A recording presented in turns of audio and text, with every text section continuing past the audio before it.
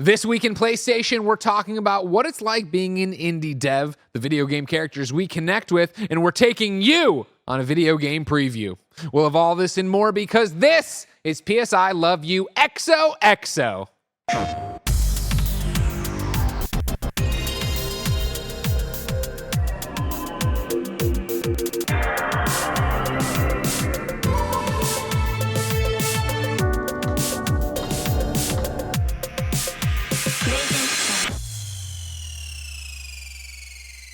Welcome to the show, everybody. That's Janet. That's Abby. I'm Greg, and you can get this show on patreon.com/KindaFunny. There, you can watch us record it live, get it ad-free, and get dozens of monthly episodes of exclusive content. If you have no bucks to toss our way, support us on the Epic Games Store, Fortnite, Rocket League, or Fall Guys with the creator code KindaFunny. You can get PS I Love You XOXO for free and without the ads and none of that stuff over there. Well, no, it's for free with the ads and none of the exclusive content over on youtube.com/KindaFunny games and podcast services around the globe. Thank you to our Patreon producer, Delaney Twining. Today, we're brought to you by Liquid IV, but let's start with a PSN message from you. Abby, welcome to PS I Love You XOXO. How are you? I'm good. Thank you so much for having me here. Don't worry about it. All right. You're doing us the favor. You're coming through. People might not know you by name. They might not know why you're here. You're replacing Blessing this episode, and we're very excited about it. Right, Janet? Yes, finally. Finally. We've been trying to get rid of this dead weight for so long. But you're incredibly busy because you're making a game called Venba, aren't you? Yes, that's right. And your release date is coming up when? July 31st. Abby, that's so close. It is pretty close. Yeah. That's incredibly close. Yes. How nervous are you? Where is it excitement? What are you feeling right now? Yeah, every once in a while I just remember, like when I remember how many days it's away, I get like a panic or a nervous breakdown, but then I'm fine in the morning. So okay, Hell good. yeah. Good. At this point, I assume it's done. It's on its way. Like what for you right now? What does an average day look like? You're not working on the game anymore, yeah? Yeah, so it's more about doing press stuff or setting up, making sure everything's ready for launch. The game itself is done. We've shipped, and that I think is weird because like this is the part I think is the weirdest part for me where I'm just waiting for it to happen. Yeah. Before we were making it happen, right? So, but yeah, I'm super excited for all of you to play it when it comes up. Well, you talked about that press stuff, and that's why we're here, of course. Yes. Of course, your PR company, something called Pop Agenda, I've never heard about it, reached out and was like, yo, Venba's coming up. We're going to go around. We're going to do these video game presentations, basically a preview event where you can come in, you can join it, you can get a preview from Avi. He's going to go through and talk about all stuff. And I was like, that sounds awesome. Can we do something weird and bring the entire PS I Love You XOXO audience with us and post it at the embargo? And they were like, okay. Abby was like, okay, I guess that's okay. Thank you, Abby, for saying okay to it. Otherwise, we'd be out an episode of the show for a week. No, it's amazing. I was super excited to do this, and I'm really glad to be here for sure. Well, I think, so many KindaFunny fans have been around my entire career and heard me talk about what it's like to go to a video game preview, what it's going to be like, how it is to sit there and hear from a developer.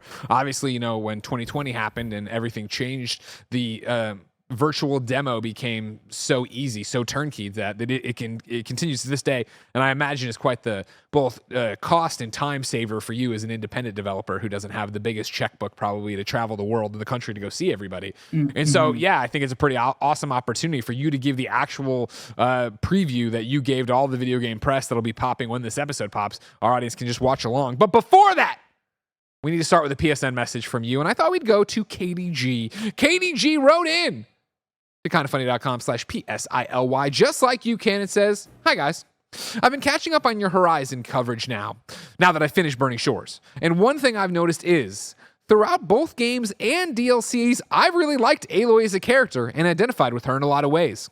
I feel like we have a lot of similarities. So whenever I hear you guys, or anyone, casually accusing her of being boring, or bland, or annoying, part of me feels personally attacked. This isn't a sob story. I think it's a compliment to how grounded Guerrilla's characters are. My question is, are there any characters in games you feel personally connected to in that way? Let's start with the marathon running, game playing, roller skating, Janet Garcia. Janet, who have you connected with in terms of characters? I mean, it's interesting because there's so many ways to look at this question, whether it's through identity or I think life experiences. Just from recency bias, like I really do feel, we just did our episode of Oxenfree, the game's cast like, review of it, and I feel really connected to Riley in a lot of ways, and in the first game, Alex, just the interpersonal relationships they had with like, her brother in the first game, and then this character's sort of familiar relationships. I think in terms of if we think of more of like a sociological background, that does get a little bit tougher. I have a lot of different identities I associate with, as someone who's Latin, as someone who's bisexual. Like, there's a lot of things you can pull on there, and it was, I think, really cool seeing parts of how far are we into spoilers for the DLC for Aloy? That's the thing, We are ready to go. Ladies and gentlemen, you should have played Burning Shores by now, and if not, I'm sure you've seen a headline about this. I think the queerness in a lot of characters that we've seen recently with, Aloy, from the Naughty Dog side with Last of Us is always just refreshing and heartwarming to see. And I think those parts definitely click with me. And being able to have, Galoy be revealed, which was my first thought when I saw Aloy. I was like, oh, Galoy confirmed, this is cool. Like, that is something that is, really exciting to see, just because you can get that sort of other interpersonal angle to it. So for me, it's more so, I think of this question of characters I connect to. I think of the characters whose life experiences and interactions have resonated with me, whether it's a way that they carry themselves or in marginalized identity that they may share with myself. There's so many ways to kind of look at it. And I think that's what's cool about having that wide variety, because the more that you dig into different facets of life, of sociological stuff, the more you can reach different people in different ways. But Greg, what about you? What characters really stand out to you? Well, as a 40-year-old white guy, we're just really underrepresented. No, I'm not even going that route with it, right? When I, got the question from Katie, and I'm glad, Katie, by the way, that you see yourself in Aloy. I'm glad that happens. We talk all the time about, it's not that I think we don't like Aloy on the show. Usually the conversations are, we just wish she put herself out there more. And I think Burning Shores did such a great job of that, of having her actually wrestle with concepts and have conversations and try to, let us into what was going on in her head, whereas I thought the first two games weren't great at that, as they tried to give you a more character to push yourself onto. My choice is a weird one, I think, on surface, but if you let me explain it makes more sense, and then also talks about why the game resonates so much with me. But I would go with Gone Home. And I would go with Samantha, the character who, of course, is not the main character. She's the main character in the story that we're learning. Of course, you play Gone Home. You're Katie Greenbrier. You're walking through your family's house. No one's there. There's a cryptic note from Sam on the door. And then you find other notes and pieces of things, and you piece together the story of what has gone on while you've been away. And of course, spoilers for Gone Home. This is an old game, and it's a game I've told you for a decade, I feel like, now to play.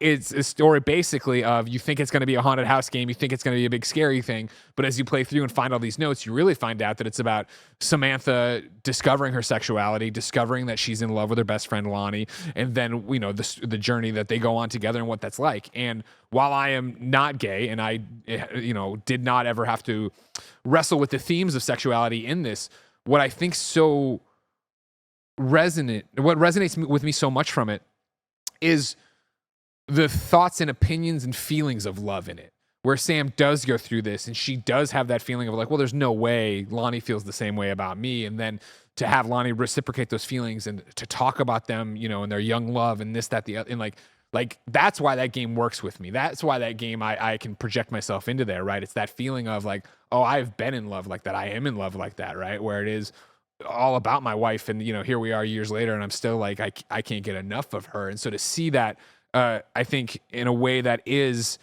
what the definition of love should be and what it is, to see them go through that. And then to pair it also with, if you remove, obviously gender or sexuality from it, it's the fact that I think Sam's house feels so much like so many of the houses I grew up in, right? Like there's so much of her there's a friendship in there based on playing SNES, right? And so you're going around and finding those games and those cartridges, and then there's notes like she's in school at the same time period I would have been in school. And so the conversations she's having about school or dyeing her hair or doing these things, it's like, and also that there is that part of the story which is growing up but still being a child, being between that tween space into that teen space, but not being adult, but feeling like it and pushing and pulling, and like I remember that, and like being in her bedroom and like the things you did or loved as a little kid, right? A 7-year-old on the wall still, but you're now 17, 18, whatever she is in the game or whatever. Like there's something so real about that. And again, such a great time capsule of growing up in that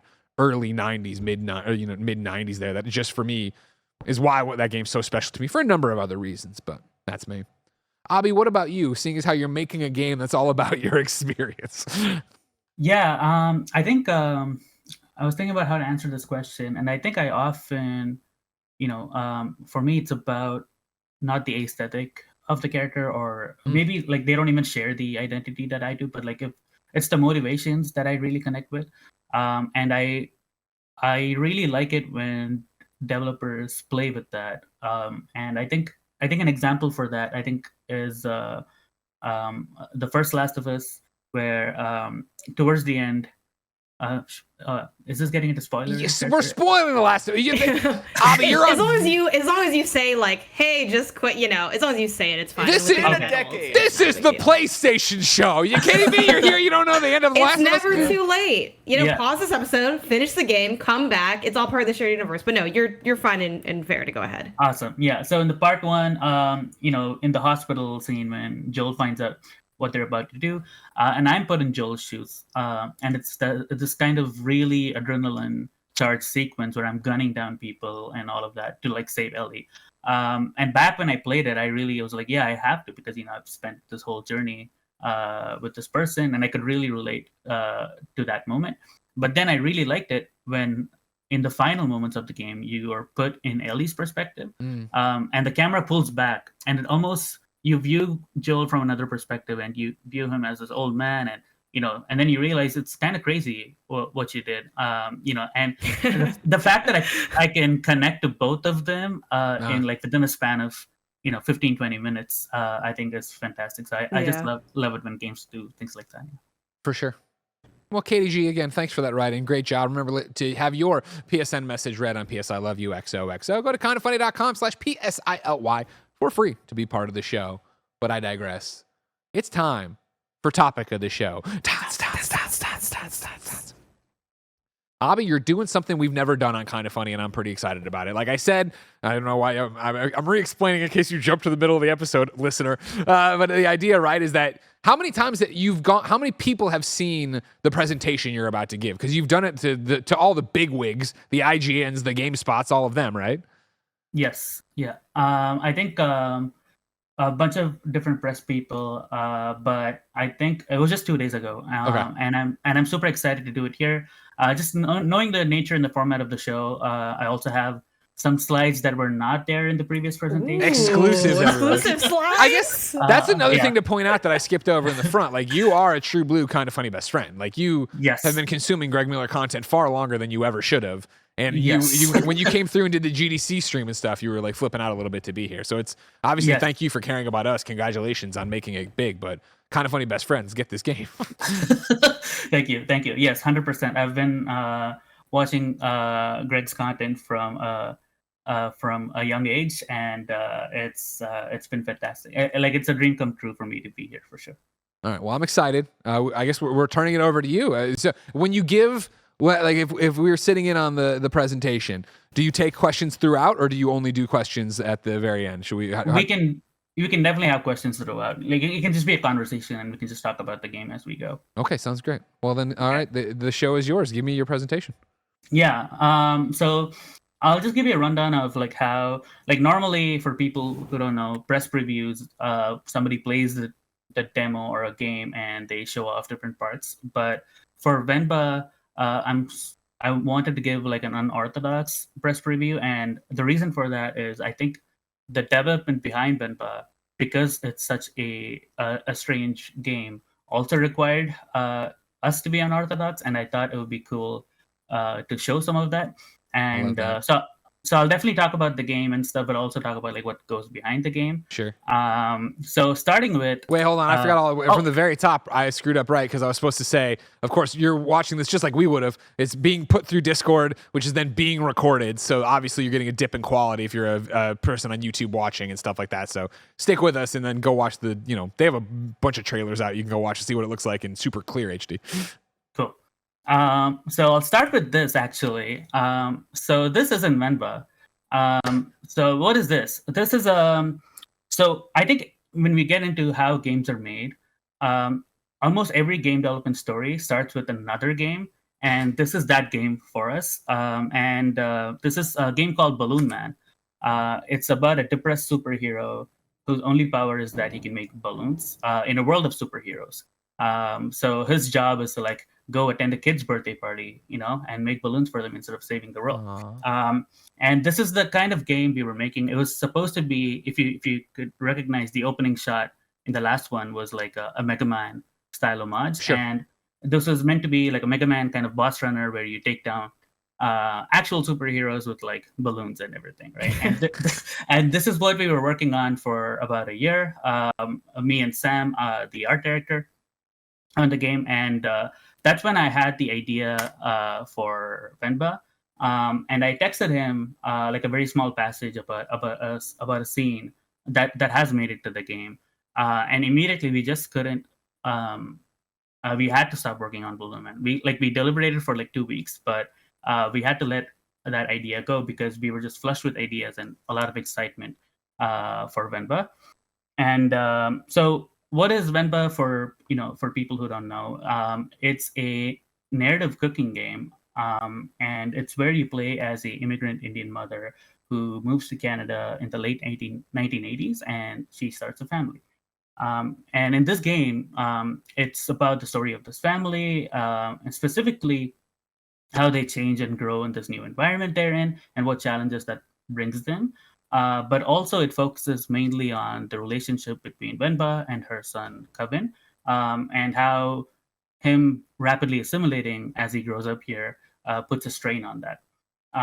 Eventually, food becomes the only bridge that remains between these two characters. So I thought it would be interesting to use food to tell the story and explore the mechanics.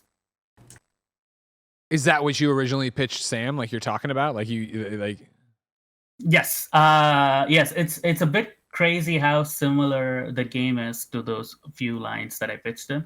But essentially, yeah, I described a scene where there is cooking involved and something happens before and after. And that scene has pretty much made 95% of it has made it into the game. Yeah. nice. Um, so when I say it's a narrative cooking game, it's like split into two halves. So this is the narrative half. This is what it looks like. It plays very much like a visual novel, but it's also meant to be a cinematic experience. So it's very dynamic with its camera movements, montages, and for me, what I was going for here is for the players to feel like they're watching a Tamil movie, which is what Venba draws a lot of inspiration from. And the goal of these scenes, apart from the storytelling and the characters, is to give the players a reason to cook and contextualize the recipe and what it means for the family to cook that certain dish in this story. So let me give you an example of that in the sample scene. This is one small section where there's a conversation within the family, and Venba wants to celebrate her son Kevin, who's done really well at school at his English test, and she wants to celebrate by cooking him something special. But Kevin, he's a 6-year-old kid, and he immediately jumps to wanting pizza, right? Yeah. So that would normally be fine, but Venba is already worried about how quickly he's assimilating and that he's refusing to speak Tamil at home. So for her, this is an opportunity to sell him on Tamil cuisine, right? So, but Kevin is still stubborn. He's still a kid and he still wants pizza. But since she's a teacher and she has a lot of experience working with kids, she tries a different approach. She tells him about this dish called puttu, and she says that making it is like launching a rocket. And this really gets Kevin's curiosity up, and she even starts applying a bit of reverse psychology. And she says that if you order a pizza, you get a cardboard box, but if you if you make puttu, you get to launch a rocket. So No brainer. So this ends up working, and so the entire family decides to make puttu together. So this is one example of how the narrative leads to the cooking. And before I show how the cooking gameplay works, I also wanted to talk about our approach to cooking gameplay. When I decided that I wanted to make a narrative cooking game, I researched a bunch of different cooking games out there, like Cooking Mama, Overcooked, and a bunch of others. And the way they focused on their gameplay was focused on the timing, the actions, and the mechanics. It was very much like the mini games and everything. Sure. But for me, I wanted to focus on the recipe steps itself. Keenly, I wanted the players to think about why the recipe steps are the way they are, and if they don't follow that, well, like what happens, right? Especially because it's about a cuisine that they haven't known before, and I feel like if they learn it through a puzzle, they might know it more intuitively than if it's just following instructions. And for that, we came up with this premise of a damaged recipe book. And the idea is that Venba's mother has given her a recipe book that she carries from India to Canada, but it gets damaged in the travel. So all these recipes that the player sees in the game, they're only half legible, half of it is torn, or there's stains and things like that. And the rest of the instructions the players have to figure out and put together themselves. And I think this fits the theme of the game a lot more because the whole thing is about holding on to your culture and its importance in a new environment. And I think the recipe book is just a giant metaphor for all of that. So can I pop in, or before you hit play? Go for it. So my question on that is like, how do you balance the fun and discoverability versus the frustration of failing? Right, like because it can be are there fail states in the game? Like, am I getting yelled at by my kid for not making the food right? Do I get a game over? And then if I just want to keep going and get back to the story, how do you do all that? Yeah, so I'm really, really, really glad you asked that question at the exact time because I think this slide covers it. Oh, sorry, my apologies. Well. Maybe you should just do the demo and I don't talk at all. I'm sorry. No. This is why, like when this happens in real life, I'm like, I'm just gonna sit here because like I'm not about to be like, oh, like what's this? Like, no. I mean, I wouldn't have. This is the real experience, though. No. No, I mean, I wouldn't have explained this slide in the way until you had asked this question. Is what I mean, right? I was going to talk about exclusive. No, but I think approachability was a huge challenge for us. Not even for people who are familiar with these dishes, but even back home there are people who don't cook, right? And they have a hard time with these things. And it's always fun to see people who cook and their instincts and people who don't cook. One time it was so hard that it was very frustrating, and another time it was so like we had a chef consultant friend of ours, and I gave her a level to play test, and she saw this viewport of like the recipe, and she didn't even play the game. She just said, "Oh, okay, these are the missing blacks." Like she just solved it like that because she knows the recipe so well. So it was really hard to take balance for the knowledge that players might have outside the game also. And the way we did that is instead of making the puzzles necessarily about the recipe measurements or like the ingredients itself, we approach more like a toy-like thing, and you can see that here. So there's like a song playing, and you have to like put these recipe together. Just assembling it, assembling this dish that they've never seen before, this utensil they've never seen before, that itself feels like a toy. And here they're building the rocket thing, and I'll show you how the failure state looks like. But it's very forgiving, and it understands that cooking is a lot of trial and error. And you can always ask for help. You can just ask Venba and be like, "Hey, how do I do this?" And she'll just give you the answer if you want. But here, I'll show you how failure looks like. So here, they're telling Coven it's time to launch the rocket, but the order that they have the ingredients in is wrong.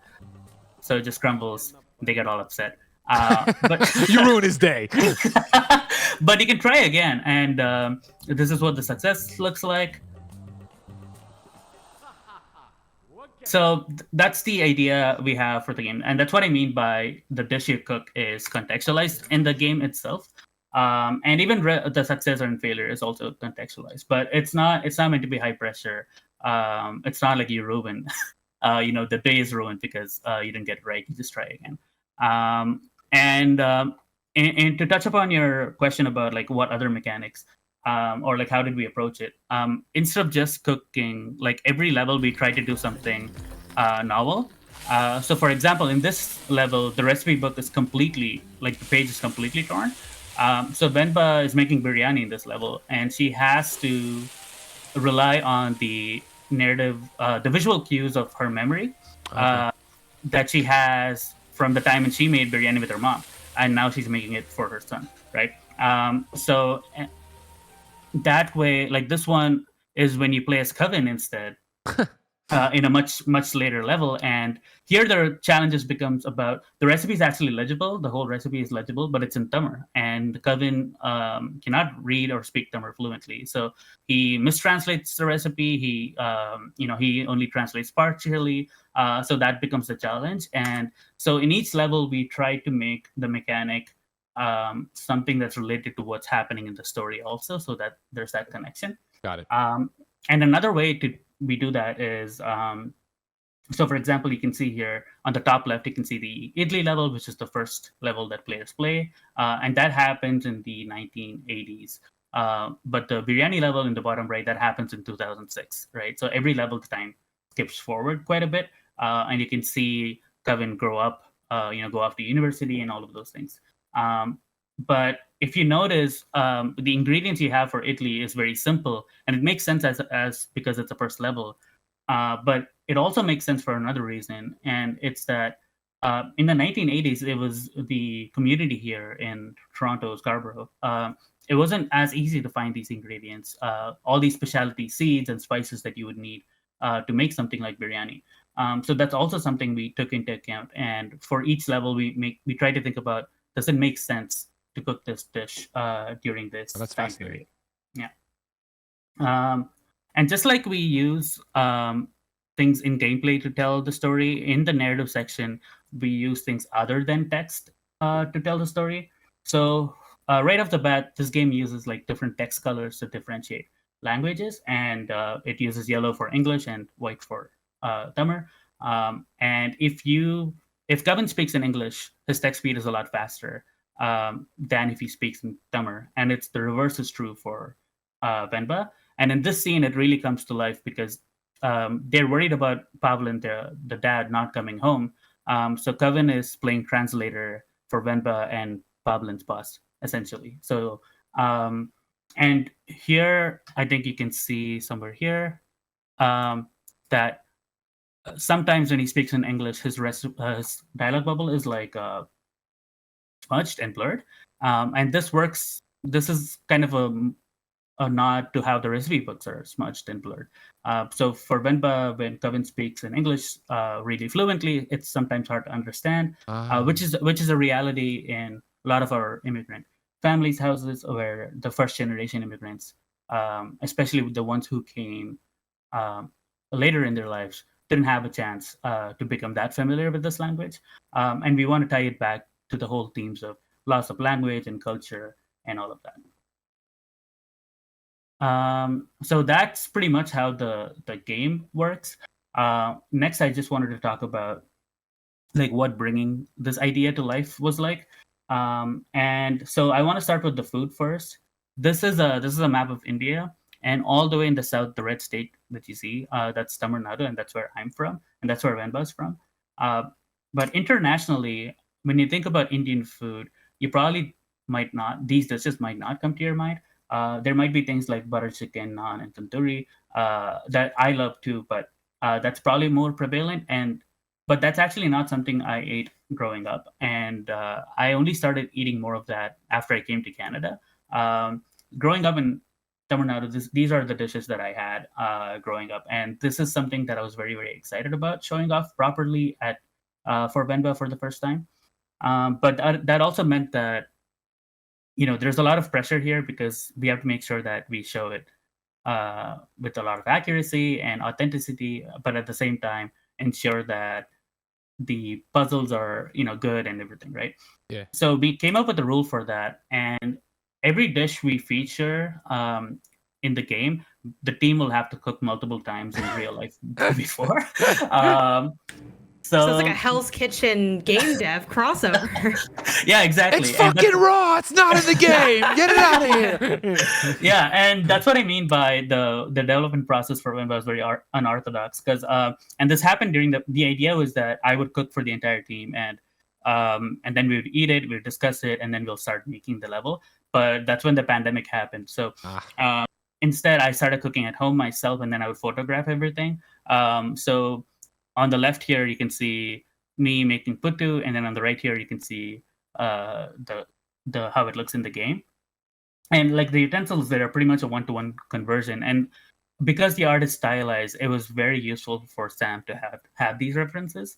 And I can send like a video or something, but artists have a bunch of questions like, how does the floor consistency feel like? How does it, how does it fall, and all these things, right? And you can't answer them unless you make it yourself and make it recently, and you have all these kind of references to show them. And even as a designer, for me, it was very helpful to understand as I was making this recipe which parts were crucial to it and which parts are okay to like skim over or like skip or like say that, yeah. And I think this process, when we did that, we documented every single step. Like, we added this in. Okay, let's take a photograph. Like that. And it's because every recipe is also different and personal. So if I send them like a YouTube link for a recipe, they might not add the exact same ingredients that I do. So it was important that we capture what it looks like, and also it's important to see if the recipe makes sense. Because if I make it and then I eat it and it's not good, then I don't want to show that in the game, right? But here you can see on the left, it's the prep for biryani. On the ingredients, on the right, you can almost draw a line from 1-to-1. And this is what I mean by this process is lending us a lot of authenticity. This is accurate enough that one time, and this happened by chance, one time a coworker asked me for a list of ingredients to buy for biryani, and I just happened to have the biryani level open at the time in my Unity game engine, and without even thinking about it, I just started like listing off the things I saw in the level, and it's only later that it struck me that it's really cool that I was able to do that, because we were committing to that level of accuracy. And finally, here's how the final biryani that we made together shows up. Here it is on the left, and here it is on the right. And one thing about cooking games or cooking in media is that you want the food to look really good and appetizing, and all of those like Studio Ghibli kind of things, right? Yeah. But I realized that if you haven't actually had these dishes, it's hard to know what's appetizing about it. Because like now, okay, when you cook a steak, and if you cook steak a bunch of times, you start getting excited when you see that crust, when you see that it's all coming together, or when you see someone like butter basting it or something, because like what it does to the food, right? And when it comes to your plate, if you have had bad steaks and you have had good steaks, even visually you can start to tell, okay, that's something I'm getting excited for. And like each dish has its own specific markers, right? But if you haven't had it before, you might not know. So it was really useful for the team to see me getting excited when I was cooking these dishes and seeing what I was getting excited for, and then they were able to like translate that into the final game. So sticking with that, I have a bunch of different questions. I feel like we're gonna get through the whole presentation, then I want to do an ad break, then we're gonna come back and ask you a bunch of questions. But one question I ask you here is like, did you have to learn what would happen if you made it wrong? You know what I mean? I feel like if I was making a game based on the foods I love to make, I could tell you how to make it and what it should look like, but I wouldn't be like, well, what if you screwed this up? Did you go through and leave things out and then, it does this, it does that? Right. I think the closest thing we did to that is that we also consulted with a bunch of chefs, right? And what they were able to give us is like, okay, if you miss this step or if you don't show the step properly, this is what might end up happening, and this is why they were able to explain the process behind it, like really really well, down to a science. Gotcha. And they're like, okay, if you don't add the yogurt at this step exactly, this is what will happen. And there's a lot of that. We show that in this is not a cooking simulator, right? But it is a cooking game. So we show that like in subtle ways. For example, if you add in biryani, there's a puzzle where if you add ingredients the wrong order, they won't get the final color that they should be going for. And there's like a very good reason behind that and all of that. Yeah. Okay, great. Back to your presentation. Yeah, no worries. Yeah, thank you. Janet, we'll hold questions till the end now. So apart from recreating these dishes, recreating the recipes properly, another crucial part is emulating in the kitchen. Was making the players feel like they've stepped into our kitchens, is capturing the sounds properly. And this is actually our sound designer Neha, she's frying a bunch of mustard seeds so she can capture the sound of it. And like crackling mustard seeds is like how a lot of our dishes start. And she is actually from the north side of India, so she's not familiar with a lot of these recipes. But she like made it her job to like capture it very accurately. Like she got ingredients or she got like new utensils she borrowed, things that she didn't have, and she cooked it herself. She's all the way in Montreal, we're in Toronto, but she cooked it all the way there to make sure that we capture these sounds properly. And like I do want to stress that we didn't just do Foley because oh, it's cool that we did Foley or like we did live sound. It's more so that these sounds are so specific, and there's not really sound libraries that we can work to recreate that with. So Neha felt like really strongly that she had to capture them live, and I think she did a really fantastic job. Here you can see like a side by side. On the left is the game, and on the right is the recording from Neha. And this is so good that I can just lay it over the video, like without even editing, and it just works. So I think it makes a real difference when you take this effort. So I'm really happy that she did that. The other side of things is that I realized that when we cook at our homes, it's never quiet. The TV's on and the radio's on, or music is on, and something is always going on. Cooking in silence is not something that happens, right? And that's also something, and that's just another window into our culture. And I wanted to use that opportunity to show what our music sounds like and all of that, right? And for that, the composer for our game, Alpha something, he decided to craft a very unique soundtrack. And it's unique because the game starts at the 1980s and it goes all the way to like 2016. And he wanted to create songs that if you turn on the radio at the time, it sounds like a song you would hear in the 1980s, a song that you'd hear in the 2000s. Love it. So each song pays an homage to a different music composer, a specific music composer, and we made it like sound like his song, but at the same time, we took our own take on it. And this led to a very, very cool moment towards the end of the project where for one of the songs, actually the level that I showed you with the rocket launch, we asked a music director to sing in the song, and it was the same song that was an homage to him. And he's like 76, he's like a legend. Oh my God. And we never thought he would say yes, but he did. And the fact that he's singing in a song that's an homage to him, I think there's a lot of cool things that happen in the Venba development, but that's one of the coolest for me personally. And then, so because these are meant to like mimic film soundtracks, this is what Venba's production process, like music production process, looks like. And I feel like live music or like orchestra music is like very rare for games, but it's even rarer for indie games. I was gonna say, yeah, if you're an audio listener, what we're watching is a video of a bunch of classically trained orchestra folks here in a room just playing. Yeah, you don't see that for indie games usually. Yeah, but this is just something we had to do because like for example, this pan flute is very famous because one music director, he really likes using it. So to capture that sound, we just needed it. And Alpha something, he reached out to like artists across the world during the pandemic to record these things. And the music is something I'm really, really happy about. I can keep talking about the music, so I'll leave it in one last note, is that in one specific level, the game plays very, very differently. And in that level, the song that plays from the radio, you're making like a montage of different dishes. And the song that plays from the radio is actually describing the recipe for the dish you make as you make it. And it's timed so that the line that you hear is actually describing the exact action you're taking also. And the idea for that was that the player and the game together, they're creating like this interactive music video almost, which is just another thing like Tamil movies do a lot. And that's something I wanted to reference.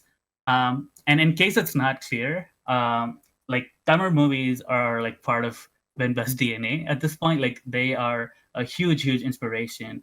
And I was very heavily inspired by it. And there's a bunch of like subtle and not so subtle references to like different movies and different scenes throughout the entire game. For example, the Puttu scene we saw, that's from a comedic scene that I couldn't like not reference when we were making Puttu. So this whole game's a ripoff. Yeah, and I think one thing that like really bugs me is that when people see the dad character, they say he looks like Dev Patel, but he's meant to look like the South Indian superstar right from the beginning. Yeah, that's what we went for from the scratch. Awesome. And I say all of this because, for the last 3 years when I was making Venba, I would message the team like, "Hey, wouldn't it be really cool if we did this?" And they would be really patient. But most of them are not. They don't watch the movies, and they're not from there. But they've been very patient. They understood why it was cool for me, and they went for it to make it happen. But I used to wonder like how many players are actually gonna get this, because the actual gaming audience in India is very developing, and 3 years ago it's not what it is now. And even right now, the Nintendo Switch is not available for purchase in India officially. So I was wondering, maybe like 10 years from now or 5 years from now, when the gaming market, when it releases over there, they'll see it and maybe they'll find it. And I'm curious to know what they think. But this is a very serendipitous moment for me because about 1 month ago we released the Italy demo, and there's just been an explosion of. I'm finding out for the first time how big the scene is, because they've all covered the game and they're very excited about it. They're catching, as soon as they heard the song, they're like, "Oh, this sounds like that music characters." Like they're catching everything that's awesome. we wanted them to catch.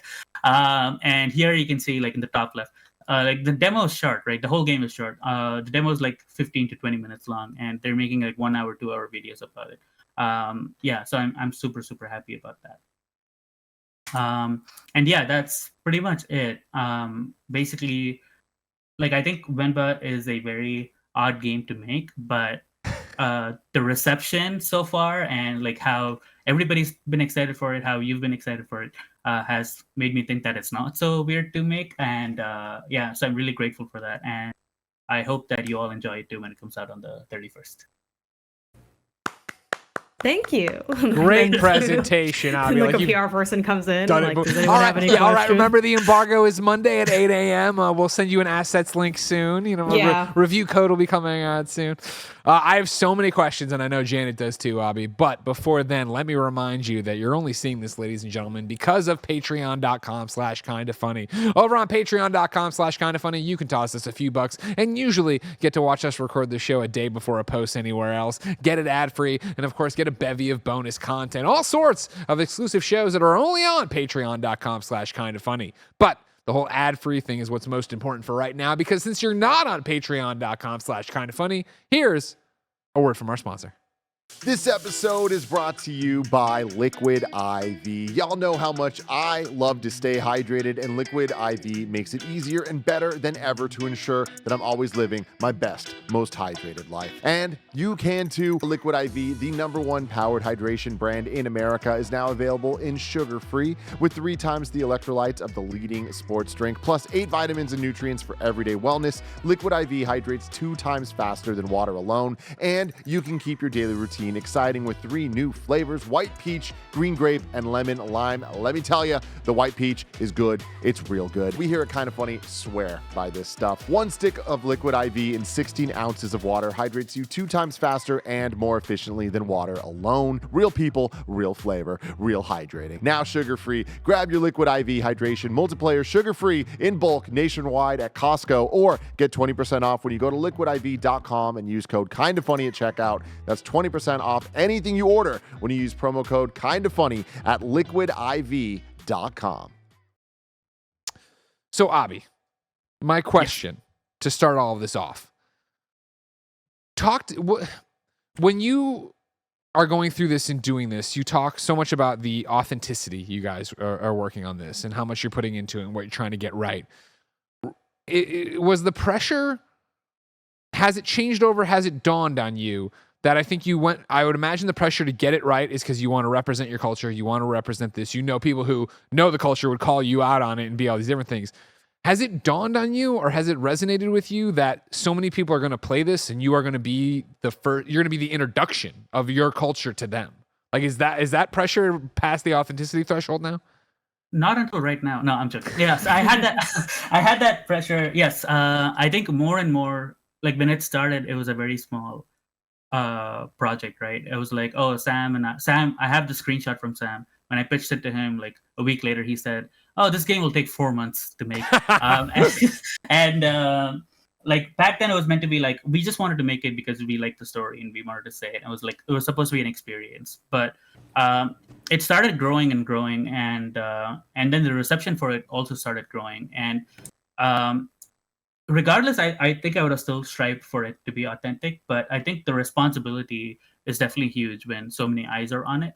And I've taken, I think the first thing I did was like stop making sure like all of the ideas are coming from me, and started reaching out to like consultants and making sure like have a bunch of different play it, have my mom play it, so that they can see things that I cannot see, because there's no way that I can catch everything. Of course. But also one thing that changed mid-development was that at least in the beginning, I thought of Venba was like, people are going to play this game, and I think some people are still expecting this, is that people are going to play this game and they're going to understand what Tamil culture is like, what Tamil cuisine is like.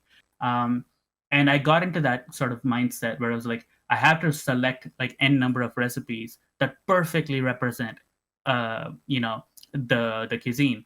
And that's pretty much impossible because there's so much diversity there. And I was making decisions like selecting recipes that don't make sense for the game, just because I'm like, how can I ship a game without showing this or showing that, right? And I've made peace with that now, because I realized that all I can do is like give a taste, but like I can be a representation, but I cannot be representative. And I hope players get that too. Yeah.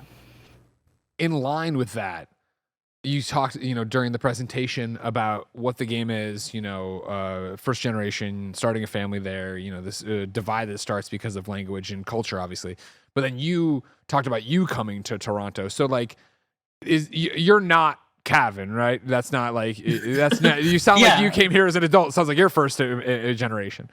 Yeah, so I came here when I was 12 years old, actually. But I am not Coven in the sense that, I can still speak in Tamil and I watched a lot of Tamil movies and all of those things. But for me, the inspiration came from, there's so many Tamil communities here and families here. It's coming from the families that I see here, coming from, like when I would see a kid talk to their mom, and they would essentially be talking two different languages, and it would be hard for the mom to understand what the kid is saying. That itself is tragic, right? When a parent is not able to understand their child, and that's basically what inspired all of this. Yeah. Janet, what do you got? I got shifting gears. This really is like, it's weird. It's like podcast mode, but it's also like what the presentations are like. Where now PR would come in and be like, "All right, Janet from Pen to Pixels has a question." Yeah. You've raised your hand in the Zoom call. Exactly. Yeah. This is like literally. So it's like a weird mix. Before we started recording, I told Greg this is take your audience to work day, but like it's kind of a weird blend here. But I love it. One of my questions, and you kind of touched on this, but I just kind of want additional clarification. So can I play this game and like see a recipe and then make it like directly from it? If maybe not fully, like what information might I need to, figure out for myself in real life to make that happen? Yeah. So I think a lot of people are asking for a full-fledged recipe book. And that is something we're exploring. That would be cool. But I think right now in the game, when it launches, my hope, like this, you won't get any bad ideas from what you play, right? Like it'll inspire you, hopefully, to make the dish, and it'll give you an idea of what are some of the core aspects of the dish. But like in terms of when it's an actual recipe, you need measurements, you need like wait times and all of those things. Those things, if we do end up going with our recipe book thing, you can get it from there. But otherwise, I would just funnel you learn the dish name and just search it up and look it up on YouTube, because that's what I did. So, yeah. Yeah, no, I get that. You mentioned it, like the demo being short and the game being short. How long is the game, and then how is it structured? Is it like day based? Is it recipe based? Yeah. So I would say right now, if I speed run the game, I can probably beat it a little bit over an hour. But I think for most players, it might take around 2 hours. It's definitely a game that you can sit down and finish in one sitting. And for the structure, the idea that I wanted to do with this game is that, like, to show how things change, like you need something constant to compare against it. And here, the constant thing is the food, right? So there are key moments in their life when they're cooking something, and you just get a glimpse into what their day is like around that dish, around that day, and see how the relationship to the food, the culture, and everything changes. Yeah. Nice. It sounds like obviously you put real quick, a lot of detail and thought into it. Like I think things like having the music be available and just really thinking like what could create an immersive experience and kind of put you in that moment. So that aspect really stands out to me, but I'm curious to know from you, what to you is the best part of Venba or one of the best aspects of Venba? And then what's one aspect where you feel like there's room for growth, either in the game itself or for y'all as a studio? Yeah. I would say I'm really, really proud about the music for sure. Like the way it's turned out, I think it's really, really good. It's essentially a soundtrack for a Tamil movie, and it's really cool that we got to do that. In terms of rooms for growth, there's so much. Like what I would want more than anything is a game to come from a team that's actually from Tamil Nadu to make a cooking game that makes Venba irrelevant in the future. And I would love that. And I want like many such games to come like that. But in terms of what we wanted to, there's always more we can do, right? More dishes, more story and everything. But at the end of the day, DLC indeed. Venba's second helping. There you go. But at the end of the day, I think we're happy. Like Venba also means, like the name Venba, it also means a poem, like a haiku. And it's meant to be like a short poem, a short experience that you get. And in that angle, I'm really happy with what we did. Yeah. All right. So you keep coming up and saying, short poem, short experience. You can speed run in an hour. A normal player will be 2 hours. I assume there's replayability. There's things to go through and stuff maybe you missed or screwed up or whatever. Mm-hmm. Have you heard about PlayStation Platinum trophies? Because a lot of times PlayStation doesn't want indie games to have them. They send you the list and say, make us trophies, and they don't include a Platinum trophy, and so people don't include the Platinum trophy, and then I get mad on the show. Does your game have a Platinum trophy? We have a Platinum trophy. Yes. Nice. What I like to hear. Is it gonna be hard? Is it gonna be annoying? Do I have to do something crazy? Is it gonna be fun? Is it gonna be good? It's gonna be it's not gonna be hard. You don't have to like collect, all the Korok seeds or something. Sure. A hard left turn if you did, right? Yeah, I just thought about what I would want to do for a Platinum trophy, and that's what I did. And like, I'm not a trophy hunter person. Beautiful. That sounds great. So yeah, you're crushing it right now. What an answer. I appreciate that quite a bit. And then I know, obviously, you've been making the game. Now you've been already promoting the game. This is at best, I think this would be something you should do because it'll be cool. At the lowest thing is just for me. Is there a Spotify playlist you've made of like music inspirations? Because I would love to listen to that. Oh, that's a really good idea. See? Oh my God, that's a really good idea. Okay. That's your afternoon, right? You do that the rest of the afternoon. Then you message it to all me. your other appointments and just have over to Spotify. You do that. You have one. This goes up on Monday. You do that, and we will then in the future Greg will make kindafunny.com/Venba music, and then people can go there and they'll get dropped into it. Oh my God, that would be amazing. But if you don't do it, then it just goes to this podcast. Either way, go to kindafunny.com. Yeah, exactly. This is a time capsule for you. What does kindafunny.com/Venba music go to? Yeah. Find out. Yeah. That's awesome. Yes. Yeah. No, that's such a good idea. I'll definitely do that. Yeah. That's what I'm here for. I got great ideas. A lot of people say I don't, but it's just going to be my personal playlist. But yeah, but I'll do it. Yeah. Your solo career. In case the Venba thing doesn't check out. But is this your last like press preview presentation, or do you have like left? Yes, this is my last Wow. one. Yeah, I'm gonna wind down after this. It's been, Nice. I think I have a couple small interviews and things lined up, but I was nervous about this, but this has gone really, really well. Yeah. I'm curious to know because I never. This is like behind the scenes stuff that I normally don't ask because it's nothing to do with the game. It's just like. But I'm curious to know, in what ways, if any, have you adjusted your presentation over time as you've given it? Like I know you've only kind of done it a few times because usually in these things it's like a mass group, right? Maybe it's like either an outlet, a couple outlets, a whole bunch of outlets, and they kind of just set up the things. But like how has it adjusted? Is there a common question that people kept asking where you're like, let me just say this at this point to sort of anticipate it? Like how has that progressed for you over these Yeah. days? So I think to give an example with KindaFunny, I know the audience here is a different. Like it's not just you two watching; it's also your audience, right? As opposed to the press preview and everything. And I think Greg mentioned that they're all very interested in learning about how games are made, like behind the scenes and things like that, right? So the whole Balloon Man thing I added just for the KindaFunny because I thought it would be interesting to see that games get scrapped. Like for me, the interesting thing about is that you start with a game like Balloon Man and then you end up at a game like Venba, and to me, it's a logical sequence of steps, but they're so different when you look at it from the surface level, right? Yeah. So I think in those ways is how, and I've dug more into like what's going on behind the scenes, what our thought process is. It's not purely promotion, right? It's also just like a deep dive into our thoughts and mind for this show. Yeah. So Nice. are we going back to Balloon Man, or is that past? Whenever we think about game 2, I jokingly suggest like, "Hey, Balloon Man," and my team is like, "No." But the I think with Versailles Games, we came up with like an internal goal or like an internal motto. Like the games we want to make is to tell intimate stories with interesting mechanics, and I think that sums up Venba pretty well. That sums up exactly what Janet and I like in games. Yeah. Yeah, that's awesome. And anything we make next, we just want to live up to that. Yeah. Do y'all have like what if any? Well, I'm sure you have a process in place, like because you're a team, right? I'm sure you figure this kind of stuff out. But what does that process look like with, how far into a game you go? Like you mentioned, you're working on Balloon Man for a while. Like, do y'all have like I know a lot of studios do sort of game jam moments internally. Like, what does that process look like before you land on it? And then also, when do you know you for sure have landed on it?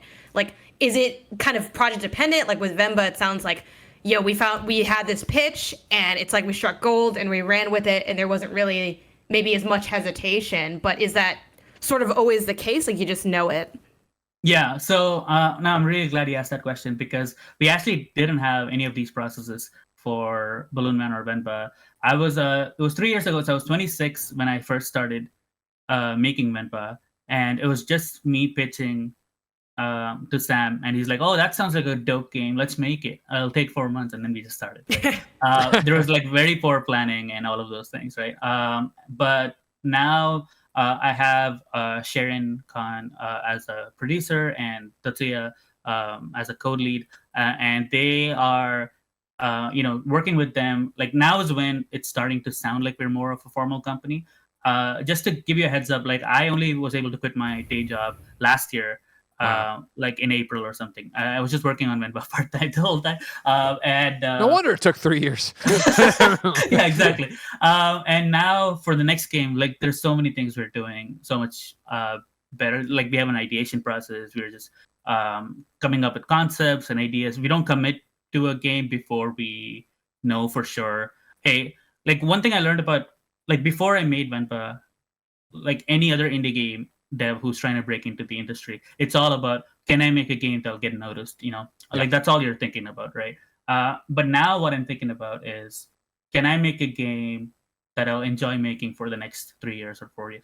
Not to say that I definitely enjoyed making Venba, clearly, but it was also very stressful, right? For sure. And how do we make it stress-free? How do we make it so that I don't have to work weekends and crunch and all of those things? Sure. So that's what we're focusing on, and we have some cool ideas that we're working out, but we're taking it casually. We're going to see how Venba does, and then decide. Yeah. You talk about usually in indie has to worry about discoverability or breaking out or being noticed, right? Yeah. Have you steeled yourself that, maybe next time it's not as easy to get noticed? Because it has been that thing with Venba where it's been at the top of my list and Janet's list for so long, because the first time we ever saw it, we were like, oh my God, the art style's so cool. It's a cooking game. Something's going on with the story. Like, it jumped off, and it really feels like it jumped off the page to a lot of people. Yeah, that's so awesome. The 3 things he said about the art style, something's going on with the game, and it's cooking. Those are the 3 things that, like, whenever I made a trailer or like anything, I was like, I hope these 3 things are what I think will make it stand out. And I'm so happy that he listed it in that exact order. But I think, I think the worry has lessened because we have a bit of a following. People are interested in what we're about to do next and things like that. But you never know, right? It depends on how the game does. But mostly, I think the reduced pressure on us to like stand out, to like, for example, the first ever trailer we put out for Venba, the game, there was almost no game in the background. There was very little. Like, we just, it was all held up by tape and everything. But like now we don't have to necessarily do things like that. We can take our time and we can wait until we have something. What I found is that people, like maybe publishers or like they might not immediately get what the game is about, but the players and they, like the adage that I don't know, this game is cool, but I don't know if the market is ready for it, kind of thing, right? But to my surprise, it's exactly like you mentioned. It's been, as soon as you saw it, you liked it, and you've championed for it. And similarly, I just feel like the players are ready for such a game, and their response and reception to it and their excitement for it has proved that there is. So I think that'll happen, hopefully. As long as we make a good game for the next one, I think that'll happen in the next one too. Well, let's see if you made a good game on this one.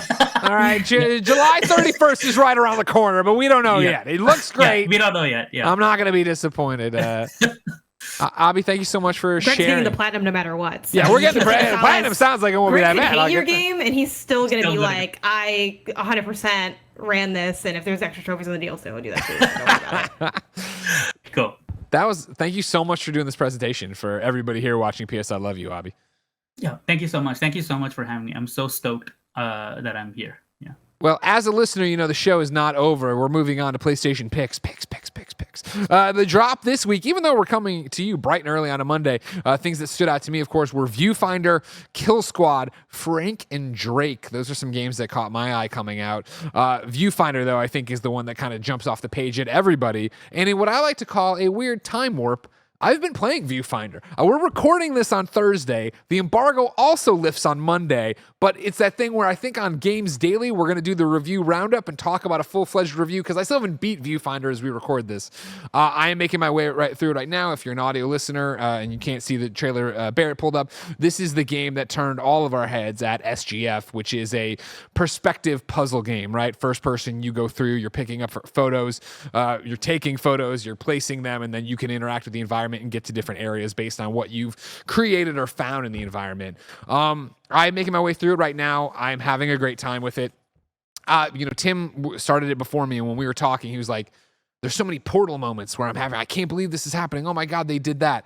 I haven't had that level of oh my God, which, I mean, come on, Portal, we're talking about one of the greatest games of all time, but I am thoroughly enjoying myself, and as many people know, I am a big idiot. So the fact that I have not run into a wall and been stuck and been like, man, what do I do? This sucks, I'm angry or something like that, I have been enjoying it and toying around with it and learn. There's a bunch of, I don't want to say jokes, but obviously there's things I do in the world and take a photo and move it. And when you put a photo down, you delete certain space and time. There's like things that'll break the level. There's references made. As somebody who likes to play a game without looking at the trophy list first, I've been having fun times of doing a thing and then a trophy pops and then that thing caused a chain reaction that popped a whole bunch of trophies that are going over there. Like, I'm enjoying that, but outside of even the trophies, because I'm not doing that, it's a fun puzzler. It's not challenging. Like, I was afraid of, Puzzle Poppy, of course, is Blessing Adeoye Jr. He wants to be challenged. He wants the witness. He wants the notebook and all that. Like, I want a few steps below that where I feel like, I can do this, and then I do it. And well, here's the thing that I feel like I can speak to with the, being a little bit dumb, because that resonates with me a lot, Greg, where it's like, look, to me, all these games are The Witness because I'm challenged at that level. Like, I don't need, some people seek like that next level challenge. Like Blessing is out here playing like on this S tier puzzle What's he got to situation. I'm not. I'm running at full mental capacity just fine with like the normal mode of a decently challenging puzzle game. Like, I don't need to. Yeah. So I like that you've said that Viewfinder is not too intimidating in that sense. By the time this airs, I hopefully also would have beaten Viewfinder. I haven't started it yet, actually, because I got my own mess going on, but I'll be fine. I don't have any kids. I can just beat them. Oh, yeah, you got no. And that's the thing is, I can't comment on it. It doesn't, Right. A playthrough of it does not seem long. I played it yesterday afternoon before I got pulled away. Barry, you already beat it too? No, but you can check like your progress like in the main menu. And Yeah. after playing like an hour, it seemed like I was a third of the way through. So Oh, yeah. Hell I was yeah. going to say, like, I played a little bit when I got home last night, but I can't have played. I would say I'm somewhere between maybe 2 hours and 3 hours, closer to 2 probably based on how much I was able to play at work. And I'm into chapter 4, which apparently, according to trophies, is the last chapter of like find all these collectibles. There is another thing, but I'm assuming it's going to be an epilogue, like one mission or whatever, a real thing. But then, of I course, love a short game. Yeah.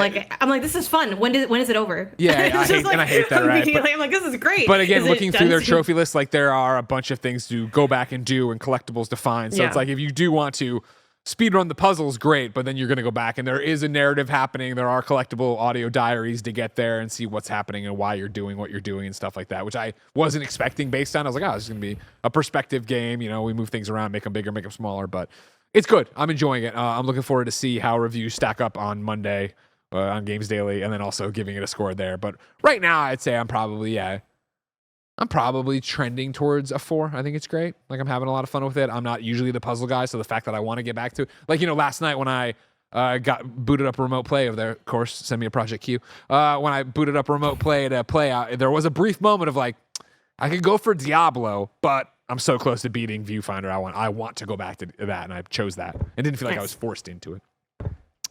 Janet, what did you pick to play on PlayStation this week?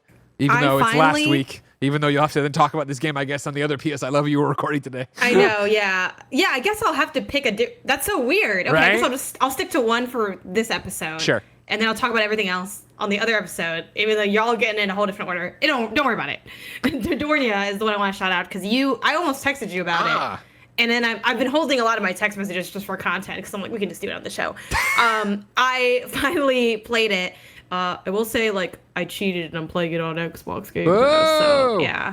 If I get a PlayStation code, I'll switch to PlayStation. I just started. I'm only like 30. I put them in codes all the time. I say, what do you want a code? You want a code? Yeah, I know, but then sometimes I miss that boat when it happened, and it's like, once the card moves over in Trello. This is a very behind the scenes episode. We're showing people how games get previewed and how content gets made. It's kind of funny. Exactly. But either way, check it out. I'm enjoying it a lot. I'm only like 30 minutes to maybe max an hour in. Again, this is also a short game. Greg talked about it a little bit already. It's a narrative, watercolor art style, beautiful title. It's a lot about kind of going. It has a lot of elements of a lot of games that I love. I get the Gone Home vibes with you're going back to a house. I get the funnily enough, Greg, I get Medium vibes from this because you're switching between like adult and child. I mean, not at will in the way that you did with the Medium, which again, this is like now we're going 8 layers. Well, even in the Medium, it wasn't really at will. There was very specific puzzles. Yeah, I guess that's true. Anyway, the Medium's a whole other thing. I don't want to unearth that trauma again, but like there's elements of that, and there's also elements of a game that I literally never remember the name of. It is on Apple Arcade. It is for some reason this game I never remember the name of. It's like you're fixing little items. You'll fix like an old cassette. Assemble with care? Yes, thank you. Yes. And it's not even that I think the name is bad. Like, I'm very open when I think a game name is bad. I just can't never remember it. Like, it's actually probably a pretty good name. It's what the game is, but I can just never remember it. It has Assemble with Care energy. It has some of that unpacking energy and just the way that you pick up and manipulate objects. And sort of, you mentioned to me when you kind of pitched this game to me, Greg, that it has an aspect of sort of the collage moment of season, which again, season didn't really hit for me, but the collage journal did hit for me very heavily. So I think if you're someone that enjoys kind of those buzzwords of hits of experiences that I've kind of thrown out there, this is a game that you're going to want to pick up, check out, pay attention to. I'm really enjoying it so far. I know you also compare it to ABBA Wildlife Adventure, a game that I know a lot of, but I have never played yet. Sure. Yeah, I really like it. It's very quaint. It's very cute. And it's funny, I keep comparing it to Resident Evil because of the sort of fixed camera moments depending on when you enter a room. And also because for me, while Resident Evil is very much a like capital H horror game, one thing I love about that game is just any of them is just walking through a space and tinkering with things and uncovering stuff. There's very like light object-based puzzles in this. It's just been delightful so far. So this one really popped for me. I went through a big sit down and game for like 8 to 12 hours stream session. And this was one that, of all the games I ran through, this one like immediately, like the pop was there. It held my attention. And it's the one that I keep waiting to go back to, that I'm excited to finish. Hell yeah. I like how you're like trying to describe like this smattering of, if you like Greg and Janet games, if you like the games Greg and Janet like, you'll like this. Speaking of which, this isn't a PlayStation game, so I'll keep it really short. Did you see on Games Daily today, or have you heard about Sticky Business? Mike did the demo of this and then talked about it today. The sticker game? Yeah. I do know of it. Sarah played it. She was okay on it. Like, she was red hot. It was on again, not PlayStation, but Steam's Next Fest situation. If you want to look at games that you want to harass PlayStation to bring to PlayStation, that's the one. Steam Next Fest is a good place to go. You've been doing your tour. You've been doing all these things. What have you got a game on PlayStation you want to shout out that you've been playing? Yeah, I wish I had like a nice indie game, like obscure indie game that I can be like, oh, I played this like a hipster. But whenever I'm stressed, I play AAA games, and I actually just beat Ragnarok. Nice. Yeah, it's been fantastic. Yeah. I was gonna say, what did you think? Did it live up to the hype?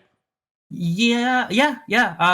Damn it! I shouldn't have hesitated. But I'm a huge fan of the original. Clip that out. No, I'm just kidding. I'm a huge fan of the original God of War trilogy and everything when I grew up. But I think the story and everything is super, super nice here.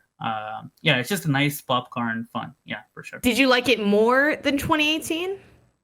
Yeah, I liked it more than 2018. Yeah. Oh, yeah. What about you guys?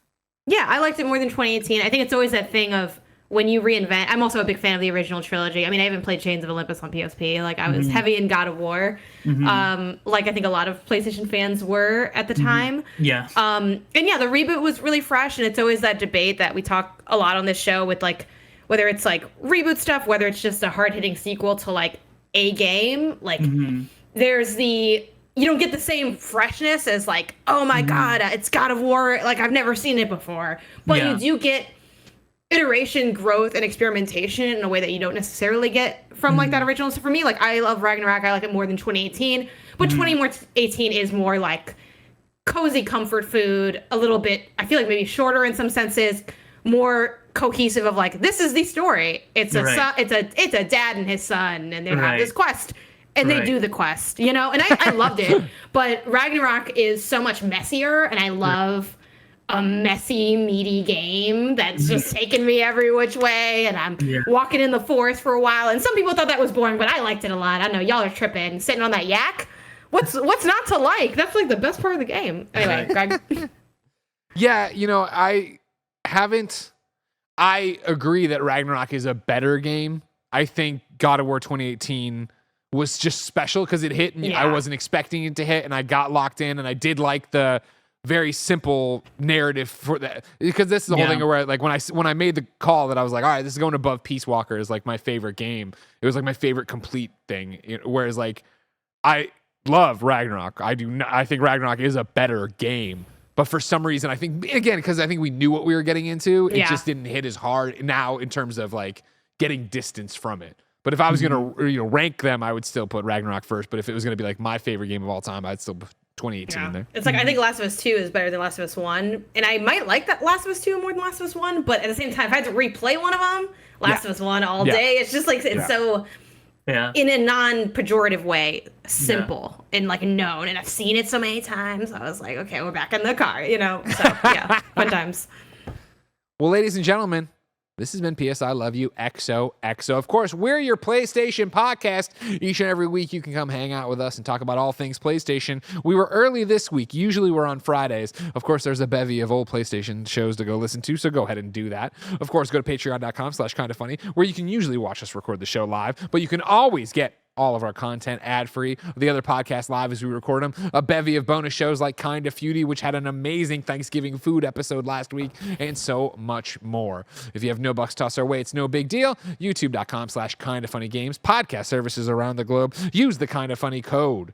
Kinda Funny when you're on the Epic Game Store or when you're playing Fortnite, Rocket League, etc. on your PlayStation 4 or 5. And of course, maybe we'll be playing this little game called Venba that comes out July 31st. Abby, you're living the dream of releasing a video game and being on, I'm just going to say it, I don't know if it's true, your favorite podcast service, the Kinda Funny stuff. Is there anything you want to close out and tell the audience?